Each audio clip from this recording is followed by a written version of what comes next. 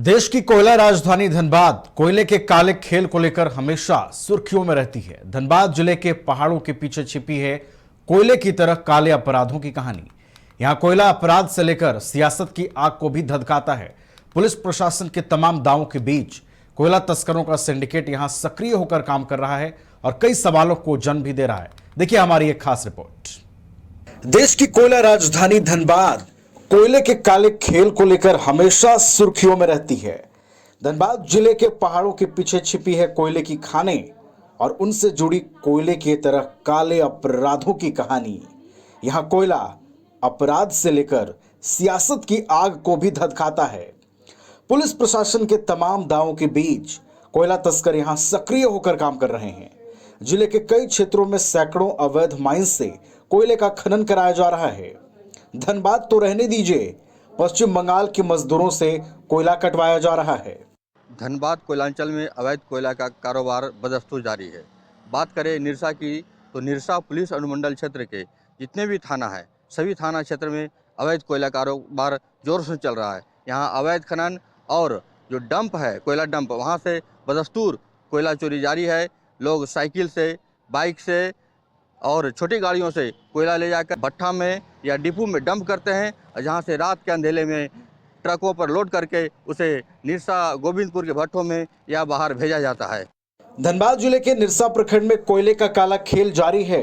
कोयले का खेल खेलने वाले तस्कर मानो ये कह रहे हों कि यहाँ के हम सिकंदर, सब कुछ हमारे अंदर। कोयले के जारी खेल को प्रशासन रोकने की कवायद में है।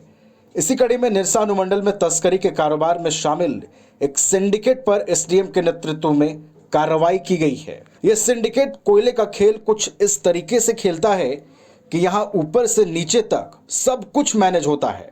सिंडिकेट में शामिल लोगों के इशारों पर बीसीसीएल और ईसीएल के कुलियरियों से कोयला चुराकर बाइक, साइकिल और छोटे वाहनों के जरिए भट्ठों या डिपो में जमा किया जाता है। कोयले की अवैध तस्करी में लगे मजदूर चंद पैसे के लिए अपनी जान दांव पर रखकर कोयला काटते हैं और कई सवाल भी छोड़ जाते हैं।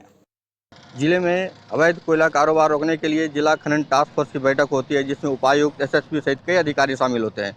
फिर भी अवैध कोयला कारोबार थमने का नाम नहीं ले रहा है। आए दिन निरसा में जिस तरह से अवैध माइंस या कोल डंप से कोयला चोरी का मामला सामने आता है, कई छापेमारियाँ होती है। हाल ही में पुलिस की ओर से या एसडीएम की ओर से भी छापेमारी हुई, जिसमें बड़े पैमाने पर अवैध कोयला कारोबार का खुलासा हुआ। कोयला नगरी में जिस तरीके से कोयले का काला खेल हो रहा है, ये कई सवालों को भी जन्म दे रहा है। लेकिन अफसोस कि उन सवालों के जवाब ढूंढते ढूंढते कोयले के खेल की दूसरी कहानी हमारे सामने आ जाती है और सवाल सवाल ही रह जाता है। जिले में कोयले का खेल बड़े पैमाने पर हो रहा है। इस खेल को रोकने के लिए छिटपुट कार्रवाई तो होती है, लेकिन क्या ये कोयले के खेल को रोकने के लिए काफी है? इस सवाल का जवाब ही कोयला नगरी धनबाद के साथ न्याय कर सकती है।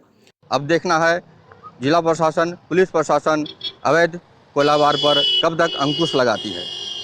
न्यूज़ बाय स्कोप के लिए अनिल पांडे, धनबाद।